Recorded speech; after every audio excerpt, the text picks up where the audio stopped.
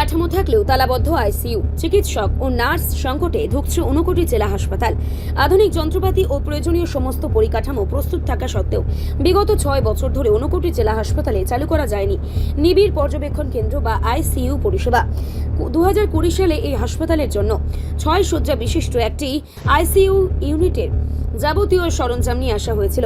তবে দীর্ঘ সময় পার হয়ে গেলেও এই জরুরি পরিষেবাটি সচল না হওয়ায় স্থানীয় সাধারণ মানুষ ও ভুক্তভোগী রোগীদের মনে তীব্র ক্ষোভের সঞ্চার হয়েছে।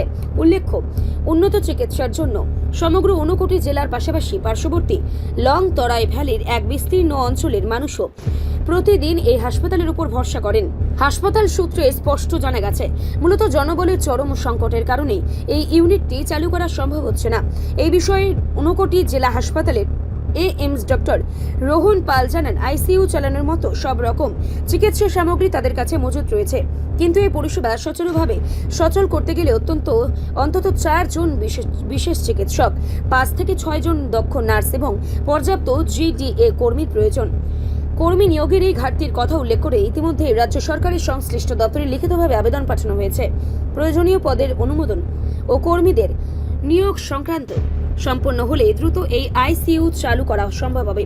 বর্তমানে এই পরিষেবা সম্পূর্ণ বন্ধ থাকায় আশঙ্কাজনক রোগীদের বাধ্য হয়ে দূরবর্তী আগরতলা কিংবা চড়া খরচের বেসরকারি হাসপাতালে স্থানান্তর করতে হচ্ছে, যা সাধারণ মানুষের ভোগান্তি ও আর্থিক চাপ আরও বাড়িয়ে তুলেছে।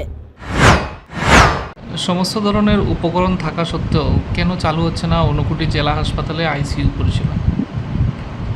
আইসিইউ পরিষেবাটা শুরু করতে আমাদের যেই সাপোর্টটা দরকার, যেমন ডক্টরস লাগবে, তারপরে কিছু স্টাফ নার্স লাগবে, তারপর জিডিএস লাগবে। তো ডক্টর আর স্টাফ নার্সের জন্য আমরা রিকোয়েস্ট পাঠিয়েছিলাম ডিএইচএসকে।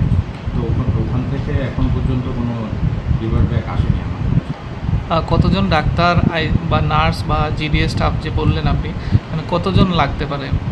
দেখুন, একটা আইসিইউ সেটআপ যদি রান করতে হয়, প্রত্যেকটা শিফটে যদি একজন করে ডাক্তার লাগে ওখানে আমার, তো ওদেরকে ট্রেন্ড হতে হবে আইসিইউতে। তো সেরকম ট্রেন ডক্টর আমাদের মিনিমাম 3টা শিফটের জন্য 3 জন, আর একজন নাইট অফে যাবে। তো 5 জন ডাক্তার লাগা পড়ে। আর নার্স কতজন লাগবে? নার্স একটা শিফটে যদি আমি একজন করে ধরি, তো সেই 5-6 জন নার্স আমার লাগবে। আর জিডিএ স্টাফ সেই 5-6 জন। আমরা শুনতে পারলাম যে আপনাদের যে অক্সিজেন প্ল্যান্টটা রয়েছে সেটাও এখন বন্ধ, সেই বিষয়ে কী করবেন?